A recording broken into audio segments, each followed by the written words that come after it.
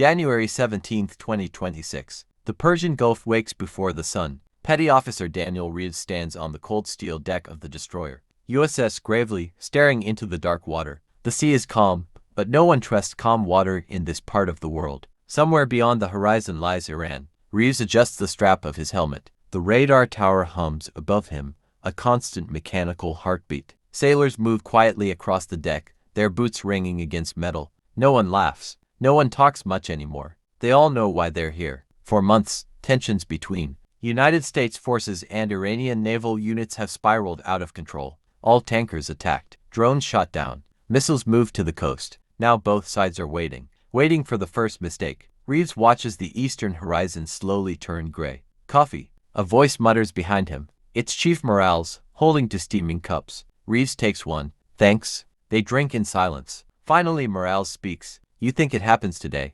Reeves doesn't answer immediately. His eyes stay on the water. I think, he says quietly, when it starts, it won't stop. Above them, the destroyer's radar rotates. Every sweep scans hundreds of miles of ocean and sky. Somewhere out there, Iranian fast attack boats patrol the narrow entrance of the Strait of Hormuz. Small boats, big missiles, cheap war. Suddenly the ship's loudspeaker cracks alive. Combat information center to all stations. Radar contact. Multiple fast movers. Bearing 092. Both men freeze. Morales slowly sets his coffee down. Here we go, he whispers. Reeves feels the familiar tightening in his chest. The moment before fear turns into action. Alarms erupt across the destroyer. Red lights flash. Crew members sprint across the deck as the ship begins to turn. Inside the Combat Information Center, radar operators stare at glowing screens. 8.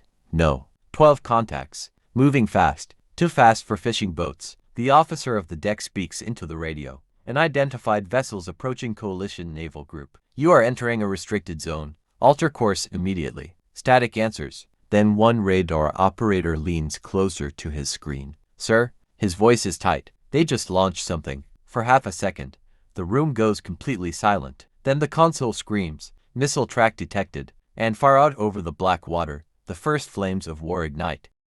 The alarm screams through the steel corridors of the USS Gravely. Petty Officer Daniel Reeves runs. The narrow passageways shake. Beneath his boots as sailors flood toward their battle stations. The ship's engines roar to life, pushing the destroyer hard through the dark water of the Persian Gulf. Missile inbound. Missile inbound. The voice blasts through the internal speakers. Reeves bursts into the Combat Information Center. The room glows red from emergency lighting. Radar screens flicker with moving symbols, some friendly, some unknown. Too many unknown. A young radar technician points at the display. Contact moving Mach 2. Closing fast. The air inside the room feels heavy, like a storm about to break. The tactical officer leans over the console. Confirm classification. Anti-ship missile. Likely Iranian. That word hangs in the air like a gunshot. Iran. Someone whispers a quiet curse. The tactical officer snaps into action. Engage defensive systems. Above the deck, the destroyer's phalanx CIWS turret begins to rotate. The automated cannon locks onto the incoming threat.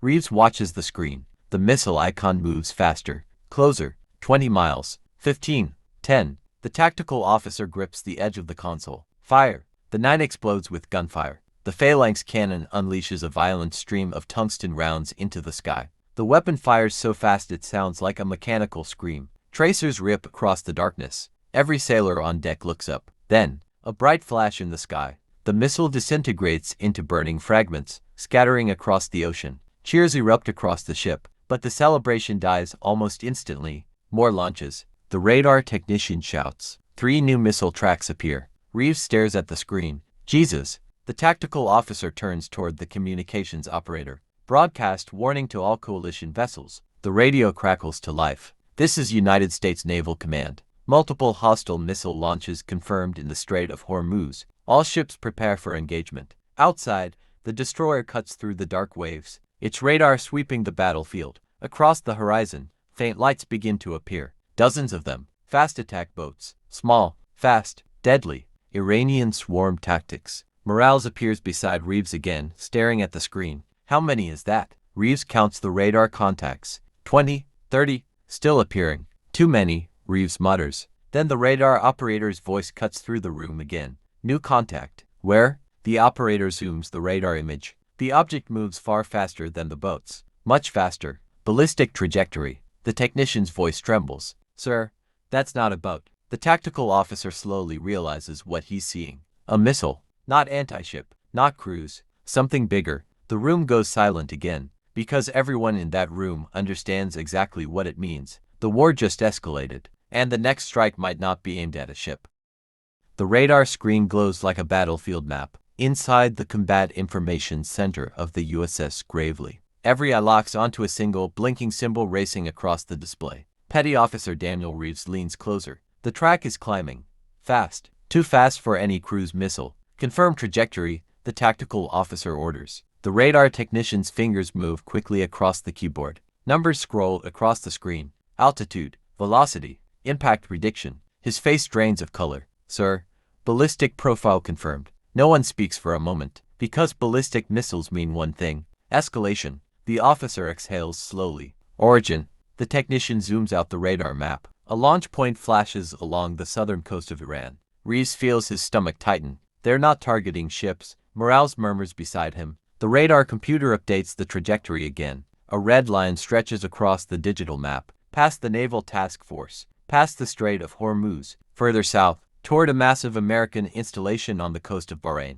The room understands instantly. Naval Support Activity Bahrain, headquarters of the U.S. Fifth Fleet. The tactical officer grabs the communication headset. Fleet Command, this is Gravely. We have confirmed ballistic launch from Iranian territory. Possible target Bahrain Naval Base. Time to impact approximately 8 minutes. Static crackles across the radio. Then a calm voice answers. Copy Gravely. Missile defense systems engaging. 8 minutes. That's all the warning the base has. Reeves watches the countdown timer appear on the screen. 7:52. Outside, the destroyer continues cutting through the dark water. Helicopters lift off from nearby carriers, their rotors thundering through the night sky. Across the Gulf, Iranian fast boats continue racing toward the American ships. The battle is spreading, but Reeves can't stop staring at the missile track. The ballistic arc climbs higher, then begins its deadly descent. Impact prediction updating, the radar technician says quietly. The computer refines the trajectory. Closer, closer, and suddenly the predicted target marker locks directly over the American naval base. Morales mutters under his breath. They're going for the fleet. The tactical officer nods grimly. If that missile hits, he doesn't finish the sentence. Everyone knows what happens next. War between the United States and Iran won't stay in the Gulf. It will spread across the Middle East, across the world. The timer ticks down. For 10, somewhere high above the Arabian Gulf, the missile begins re-entry, screaming back toward Earth at hypersonic speed. Then the radar operator suddenly leans forward. Sir, defensive launch detected from Bahrain. A new symbol streaks upward on the radar. American missile defense. The room holds its breath. 2 missiles, racing toward each other, thousands of miles per hour. If they collide, the war pauses. If they miss, the countdown on the screen drops below 2 minutes. Inside the Combat Information Center of the USS Gravely, no one speaks. Petty Officer Daniel Reeves watches the radar display as 2 symbols race toward each other across the glowing map, one falling, one rising. The falling object is the Iranian ballistic missile launched from the coast of Iran. The rising one is America's answer. A missile defense interceptor launched from the U.S. Naval Base in Bahrain. They are closing at a combined speed of nearly 10,000 miles per hour. The radar technician whispers numbers under his breath. Altitude, 60 kilometers. Closing fast. The tactical officer grips the edge of the console. Impact window in 15 seconds. Reeves suddenly becomes aware of every sound in the room. The hum of electronics, the faint vibration of the ship's engines. Someone breathing too fast behind him. Morales folds his arms tightly. Come on, come on. Above the atmosphere, invisible to the human eye, the interceptor adjusts its course. Its guidance system locks onto the descending warhead. The computer inside the missile calculates the intercept point. No explosives, just pure kinetic force. A bullet hitting a bullet in space. 10 seconds. On the radar screen the symbols move closer. 8, 6. The radar operator leans forward. Guidance lock confirmed. 4, 3. Then, the 2 icons suddenly merge. The radar display flashes bright. Intercept. A stunned silence fills the room. Then cheers explode across the Combat Information Center. Someone slams a fist onto the console in relief. Morales exhales loudly. They got it. Far above the Persian Gulf, the Iranian warhead shatters into fragments, burning up as they fall harmlessly into the sea. Reeves allows himself one small breath of relief. But the tactical officer doesn't celebrate. His eyes are already back on the radar, because the battle at sea is getting worse. New contacts incoming, the radar operator reports. The screen fills with fast-moving surface targets, dozens of small craft, Iranian swarm boats, armed with rockets and anti-ship missiles. They are spreading out, surrounding the American task force. The officer points at the display. They're trying to overwhelm us. Outside, the dark ocean is suddenly alive with engine noise. Fast boats slicing through the water at 40 knots, some only a few miles away now. On deck, American sailors rush to man heavy machine guns and missile launchers. The ship's loudspeaker erupts again. All hands prepare for surface engagement. Reeves and Morales sprint toward the ladder leading up to the deck. As Reeves climbs into the cold night air, he sees something chilling on the horizon. The water is covered with small lights. Dozens, maybe hundreds. The Iranian swarm is coming, and this time, there are too many targets for missiles to stop.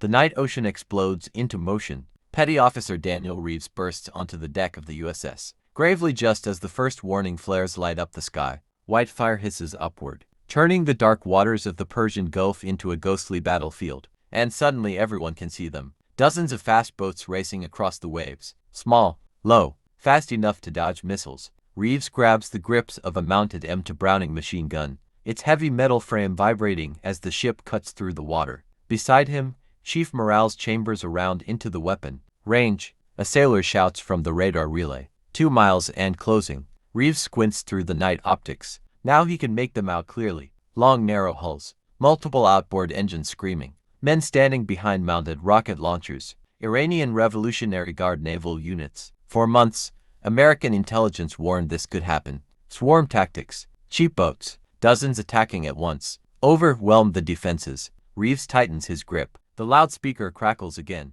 Surface contacts confirmed hostile. Weapons free. For half a second the deck remains frozen. Then Morales yells, "Open fire." The night erupts. Machine guns roar across the deck. Streams of tracer rounds slash across the water toward the approaching swarm. Reeves squeezes the trigger. The Browning bucks violently in his hands, sending a glowing line of bullets toward the nearest boat. The tracers skip across the water, then punch into the hull. The small craft erupts in sparks and splinters as it spins violently across the waves. But more keep coming, far more. Some boats begin firing rockets. A streak of orange flame tears across the sky. Rocket. The explosion slams into the ocean near the destroyer, throwing a tower of seawater into the air. Another rocket streaks past the ship's bridge. Alarms scream again. Morales reloads the gun belt. They're trying to get close. Reeves nods grimly. If even one of those boats reaches the destroyer with explosives, the damage could cripple the ship. Across the water, one Iranian boat suddenly accelerates,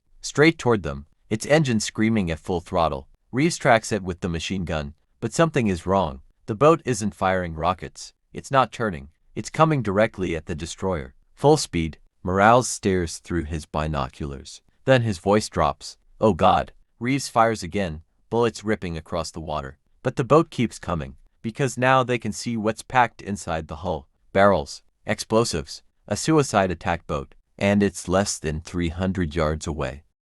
The suicide boat is coming fast. Petty Officer Daniel Reeves feels the deck vibrating beneath his boots as the USS gravely pushes forward through the dark water. 200 yards. The small boat bounces violently across the waves, engine screaming. Its bow rises and slams against the sea, but it never slows. Reeves keeps firing. The M2 Browning roars in his hands, sending streams of tracer rounds into the charging vessel. Bullets punch into the hull, with splinters, metal sparks, but the boat keeps coming. Morales shouts over the gunfire. "Hit the engine! Hit the engine!" Reeves adjusts his aim slightly lower. One of the Iranian fighters on the boat stands up behind the wheel, gripping the controls with both hands. The man's face is barely visible in the flickering light of tracer fire, but he doesn't turn away. He doesn't even try to dodge. The boat is less than 100 yards away, Suddenly the destroyer's 25mm chain gun opens fire from the forward deck. The heavier cannon thunders across the water. Shells slam into the attack boat with devastating force.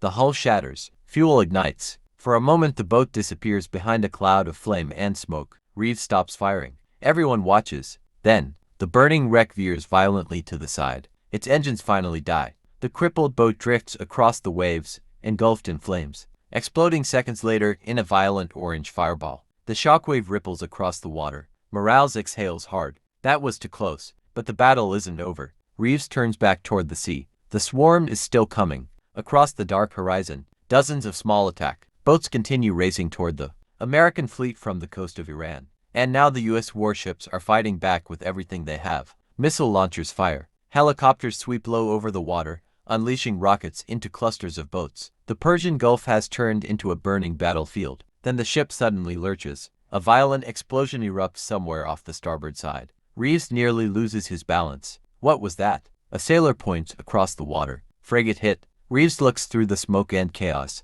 Several miles away, one of the American escort ships is burning. A missile must have slipped through the defenses. Flames crawl across the deck of the damaged vessel as it slows in the water. The radio bursts to life. This is U.S. Naval Command. All units be advised additional missile launches detected from Iranian territory. Reeves feels a chill run through him. Missiles again. But this time, the radar operator's voice crackles through the loudspeaker. Multiple launches confirmed. Morales looks toward the horizon. How many? The answer comes back slowly. Too many to count. And far away along the coastline of Iran, new streaks of fire begin rising into the night sky.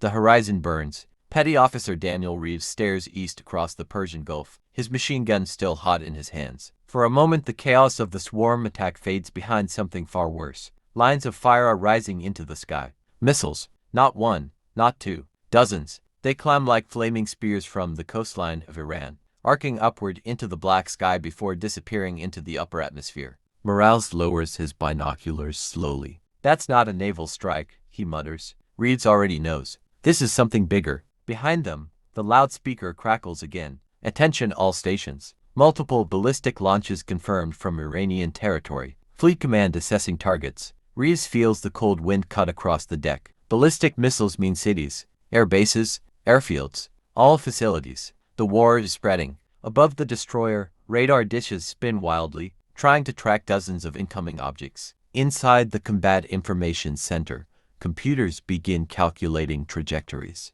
Each glowing line on the screen points somewhere different across the Middle East. The tactical officer's voice echoes over the radio. Missile paths spreading across the region. Possible targets include U.S. bases and allied infrastructure. Reeves grips the railing of the deck, because everyone on the ship understands what this means. Iran isn't just fighting the fleet anymore. They're striking everything. Every American base, every ally, every target they can reach. High above the Gulf, the first warheads begin their long descent back toward Earth. And far to the west, alarms begin screaming across military installations. One of those alarms is sounding inside the massive American air base at Al Udeid Air Base, thousands of miles from Reeves' destroyer. Airmen run across the tarmac as warning sirens echo across the desert night. Missile defense systems spin toward the sky. Radar locks onto incoming threats. Back on the USS Gravely, Reeves hears a new sound. Jet engines. He looks up. A formation of American fighter jets roars overhead, streaking east across the dark sky toward Iran.